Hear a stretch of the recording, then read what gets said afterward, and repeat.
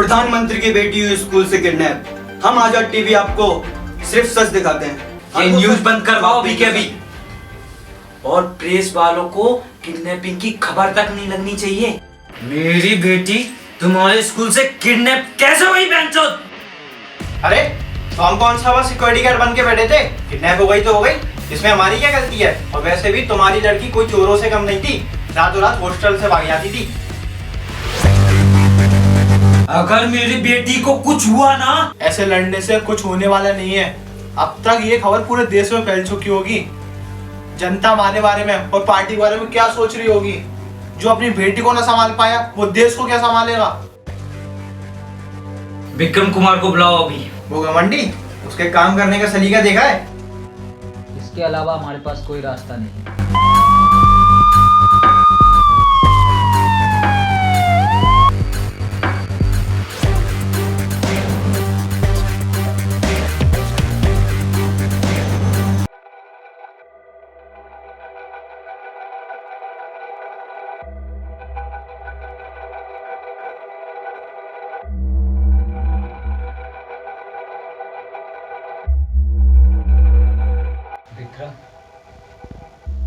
हर जगह नाकाबंदी करवा दो और वो मादरचोद जहां दिखे जान से मार दो उसे। नहीं, हम अभी ऐसा नहीं कर सकते। मैंने कहा था ना, इसे यहाँ मत बुलाना। वो जैसा कहता है ना वैसा करो। अगर हमने नाकाबंदी की और हर जगह पुलिस लगा दी तो चोर पैनिक हो जाएगा और वो बच्ची को मार भी सकता है। इसीलिए मैं उसे अंडरग्राउंड ढूंढना चाहता हूँ। एक प्रेस कॉन्फ्रेंस बुलाओ और उसमें कहो कि बच्ची हमारे पास है, बस उसकी तबीयत खराब है। बच्ची पूरी तरह सुरक्षित है और बच्ची हमारे पास है। हमने जैसे ही सुना हम बच्ची को देखने दौड़े चले आए, पर डॉक्टर साहब ने कहा कि अभी आप उससे नहीं मिल सकते और ये किडनैपिंग खबर पूरी तरह से फेक है। हमारा सभी से निवेदन है कि अफवाहों पे भरोसा ना करें।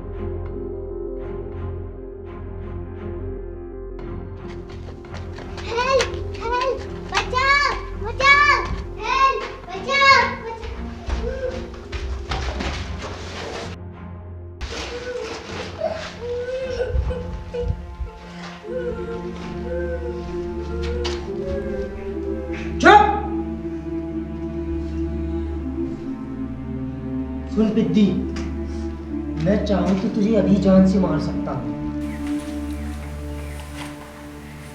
देखा, रात होने वाली है और चुपचाप सो जा।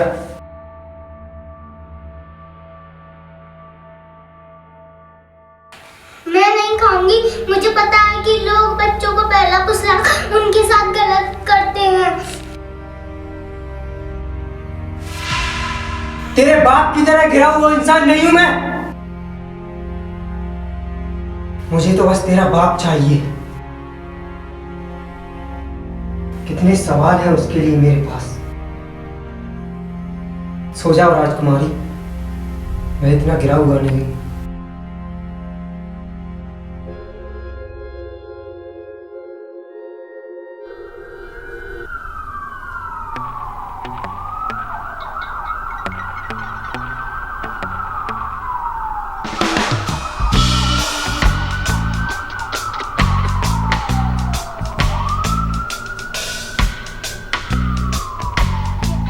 इस दुकान पर एक बच्ची आती थी, जानते हो उसे? हाँ साहब, वो बच्ची रोज यहाँ आया करती थी, पर कल से दिखाई नहीं दी। तुम्हें यहाँ कुछ अजीब सा लगा?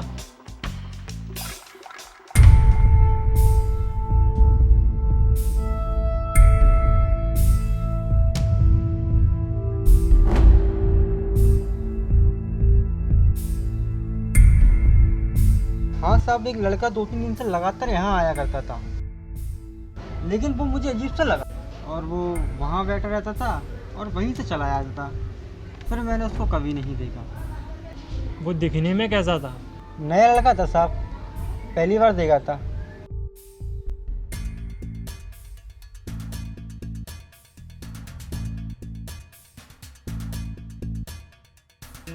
अगर बच्ची किडनैप नहीं हुई है तो फिर under cover officer Vikram Kumar बच्ची के स्कूल के पास क्या कर रहे हैं?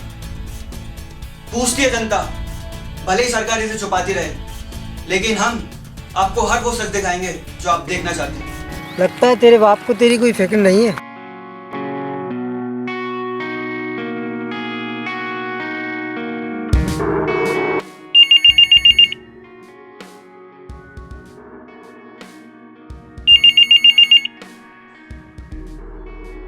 हेलो, कौन? बच्ची मेरे पास है।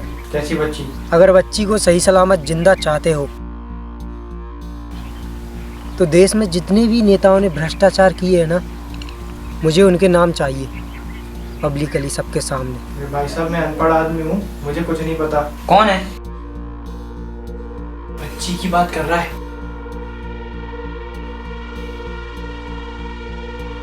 किडनैपर है, फोन स्पीकर पे डालो। चुप कर क्यों बैठा मादर चोद? दाम है तो सामने आ, फिर दिखाते हैं तुझे कितना बड़ा किडनैपर है तू। आ गए ना अपनी असली औकात पर। क्या यही भाषा होनी चाहिए गृह मंत्री की? जिसे बात करने की तमीज नहीं, वो क्या देश संभालेगा? तुम्हें कितने पैसे चाहिए? जितने पैसे चाहिए उतने पैसे मिलेंगे, पर मेरी बच्ची को छोड़ दो। अब मुझसे एक बात कर रहा है। मुझे पैसा नहीं, भ्रष्ट नेताओं के नाम चाहिए पब्लिकली सबके सामने। तुम्हारे पास शाम तक का वक्त है। अगर काम नहीं हुआ तो मैं बच्ची को मार दूंगा।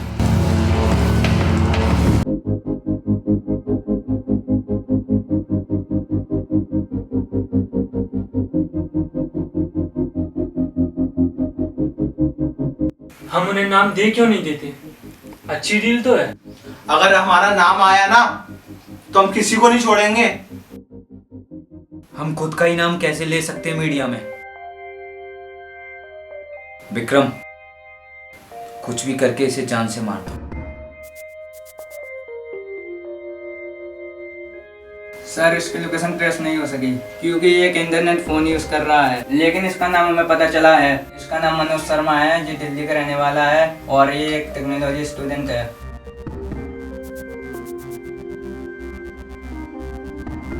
फिलहाल अब हम कुछ नहीं करेंगे तो किडनैपर पैनिक हो जाएगा और वो हमें फोन करेगा।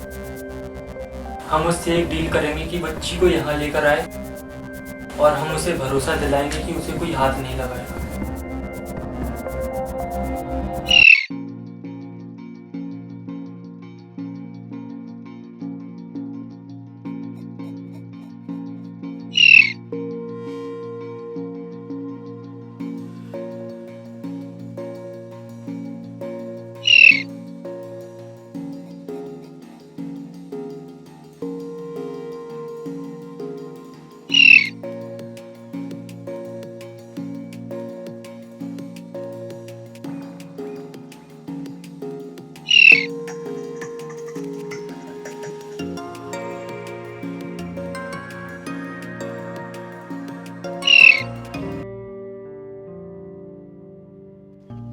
सॉरी, मैंने आपको गलत समझा।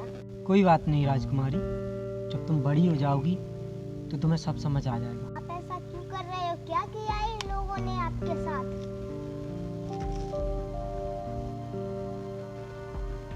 मेरा भी एक परिवार था तुम्हारी तरह। जब कोरोना वायरस आया तो मेरा परिवार, मेरे माँ बाप, भाई बहन सब बीमार पड़ गए। जब उन्हें अस्पताल में भर्ती करवाया गया तो ऑक्सीजन नहीं मिल पाने की वजह से उनकी मौत हो गई। बस तभी से मैं उन लोगों को दुनिया के सामने लाना चाहता हूँ जो इसके जिम्मेदार हैं। इसमें मैं भी आपके साथ हूँ।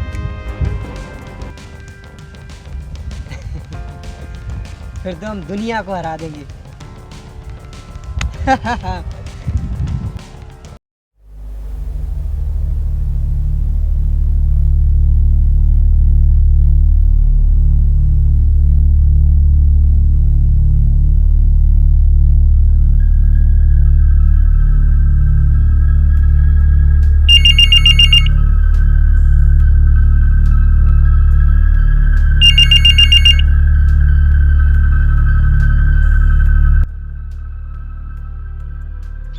अभी तक नाम सामने नहीं आए। कल बच्ची की लाश तुम्हारे सामने होगी। रुको, तुम बच्ची को यहाँ लेकर आओ। हम नाम और दोषियों को सजा पूरे देश के सामने देंगे। इसकी क्या गारंटी है कि तुम लोग मुझे जान से नहीं मारोगे? हम पर भरोसा करो, तुम्हें कोई भी हाथ नहीं लगाएगा। नहीं, मुझ पर भरोसा करो, पुलिस वाला हूँ, तुम्हें मरने नहीं दूंगा।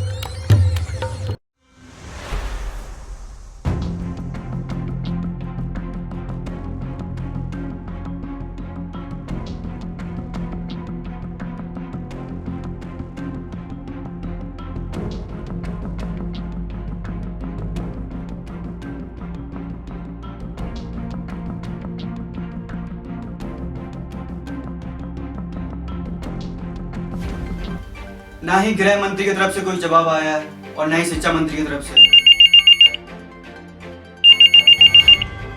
हेलो, हाँ बोलिए, आपका क्या सवाल है? सवाल नहीं, मुझे जवाब चाहिए। मैं दिल्ली में अपने घर पर हूँ। मैंने बच्ची को गैस सिलेंडर पर बांध दिया है। मेरे एक हाथ में गन है, दूसरे में लाइटर। अब लाइटर जले, गन चले या सिलेंडर फटे, क्या फर्क पड़ता है? आप मनोज शर्मा बोल रहे हैं? मेरे पास एक लिस्ट है जिसमें कुछ लोगों के नाम हैं, वो मुझे यहाँ चाहिए। बस अब यही एक तरीका बचा है। पीएम नरेंद्र मोदी, गृह मंत्री सुमित शाह, शिक्षा मंत्री Amar Singh, cricketer India team का captain, Bollywood actor king Khan, देश का सबसे अमीर बिजनेसमैन, साथ में तुम और तुम्हारा कैमरा। सॉरी सर, हम पीएम को बिना सिक्योरिटी के नहीं भेज सकते। मैं अपना रेजिग्नेशन लेटर राष्ट्रपति को सौंप के जाऊंगा, क्योंकि उसकी लड़ाई सिर्फ मुझसे है, किसी आम पॉलिटिशियन से।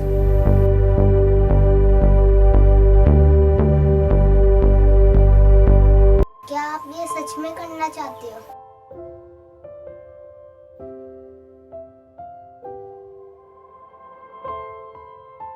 मैंने अपने परिवार को खो दिया। अब हमें बस अपने गोल पर फोकस करना है। उसके लिए मुझे तुम्हें भी खोना पड़ सकता है। पूरी बिल्डिंग उड़ा दूं क्या? आजा, टीवी वाला आया है।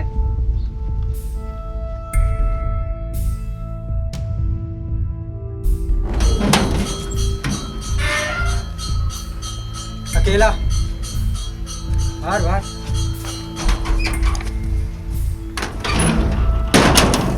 अभी तक कोई नहीं आया। यहाँ जो भी होगा पब्लिक देख सकेगी। हाँ हाँ, हो पाएगा ना तुमसे? बिल्कुल हो पाएगा, इसीलिए तो आया हूँ मैं।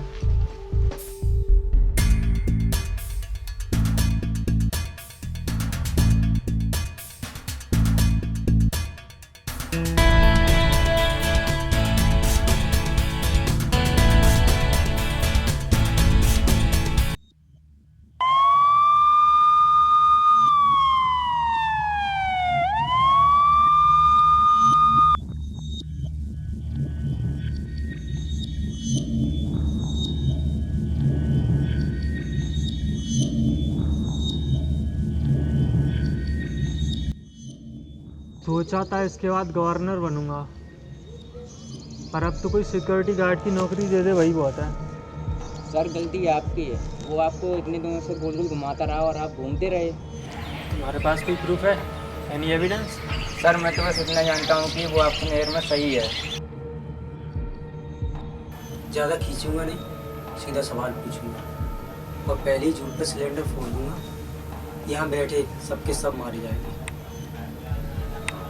तुम क्रिकेटर हो ना, तुम्हारे पास बहुत पैसा है, लेकिन जब देश को मदद की ज़रूरत होती है तब तुम लोग कहाँ चले जाते हो? वो पैसा हमारा है, हम उसे दान करें या ना करें वो हमारी मर्जी है। बेशक वो तुम्हारा पैसा है, लेकिन जब कोई विदेशी खिलाड़ी यहाँ आकर पैसा दान करता है तब तुम लोगों को नहीं लगता कि हमें भी देश के लोगों के लिए, बिलखते तड़पते लोगों के लिए कुछ दान करना चाहिए? पैसे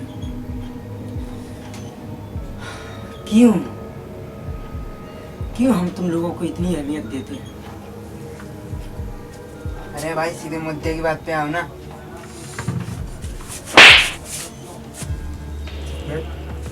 बैठ उधर।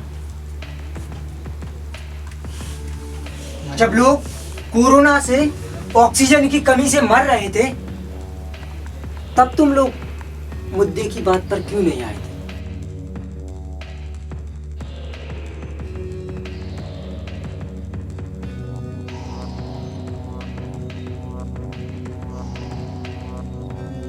अरे क्रिकेटर, तू पागल हो गया क्या? इसको सच सच बता दे, वरना ये सिलेंडर फोड़ देगा, हम सब मारे जाएंगे। आपके पास भी बहुत पैसा है और ये जरूरी नहीं कि लोगों की मदद के लिए पैसे ही चाहिए। हम लोग भी मदद करते हैं। सोनू सूद को देखो, अक्षय कुमार को देखो, वो लोग भी कितनी मदद करते हैं।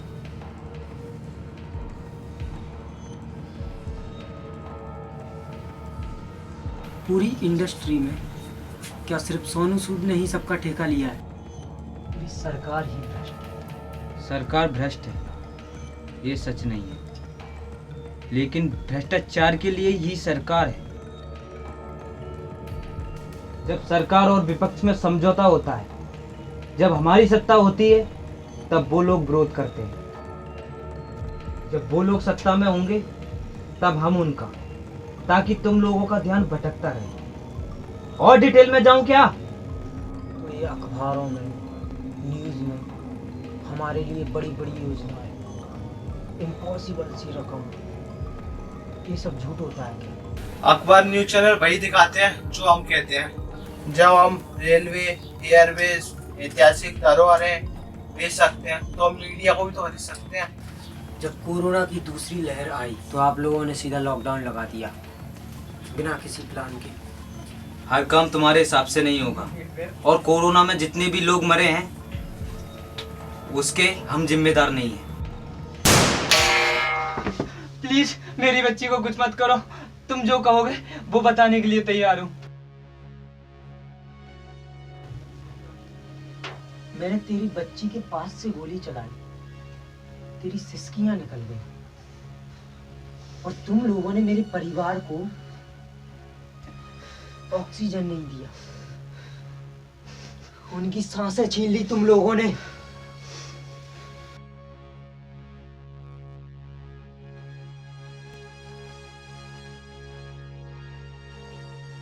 तुम्हारा परिवार वायरस से मरा था, इसके लिए हम जिम्मेदार नहीं है। उन्हें ऑक्सीजन नहीं मिला था, उसका जिम्मेदार कौन है? लॉकडाउन में तुम लोग चुनावी रैलियां कर सकते हो, कुंभ मेला भी लग सकता है, आईपीएल हो सकता है, लेकिन स्कूल कॉलेज कोचिंगें नहीं खुल सकते। तो इसमें गलती तुम्हारी है ना, तुम इसका विरोध ही नहीं करना चाहते। और स्कूल कॉलेज खोलने से हमें कोई फायदा नहीं है ना। सरकार अपने फायदे के लिए कुछ भी कर सकती है, इसके लिए वो चाहे लाखों लोगों की बलि क्यों न चढ़ा दें।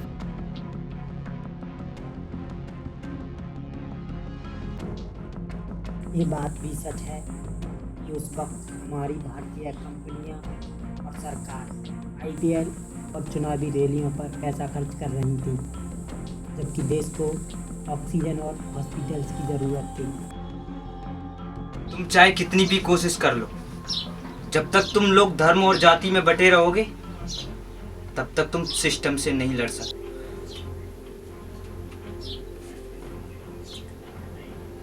जो मैंने किया है वो शायद अभी किसी को समझ नहीं आएगा, लेकिन 10-15 साल बाद एक आध को कहीं समझ में आ जाएगा।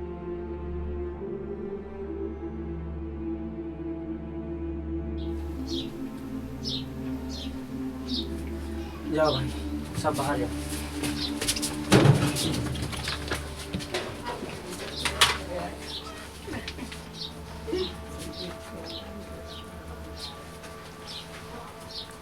आप भी जाओ राजकुमारी।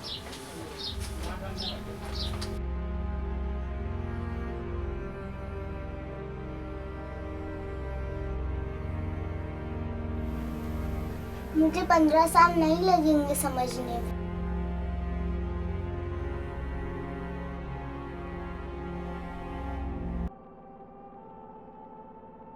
तू ज़्यादा दिन जेल में नहीं रहने वाला। आप अच्छे पुलिस वाले हो, उम्मीद करता हूँ हर पुलिस वाला नेताओं की गुलामी न करते हुए आप ही की तरह बने।